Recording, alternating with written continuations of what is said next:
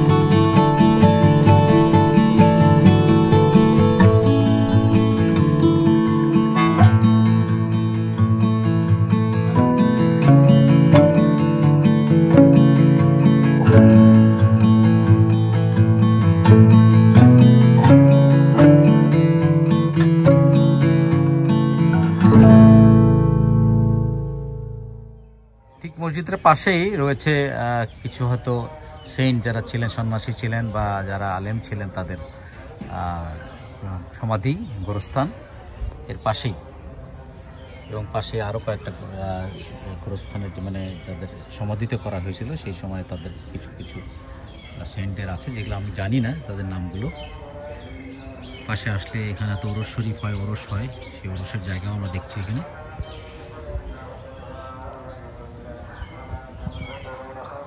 একটা গ্লান্স মসজিদটা দেখার মতো, আপনারা যখন এদিকে আসবেন দেখে যাবেন। যদিও অনেকের দৃষ্টিগোচর হয় না এটা, তবে এত পুরাতন মসজিদ, সেই 1500-1600 খ্রিস্টাব্দের দিকের মসজিদ, চিন্তাই করা যায় না। এখনও মসজিদটি টিকে আছে তার নির্মাণ শৈলীর উপরে এবং চমৎকার দেখার মতো মসজিদটা। আপনারা আসবেন, সময় সুযোগ হলে এদিকে আসবেন এবং মসজিদটি দেখে যাবেন।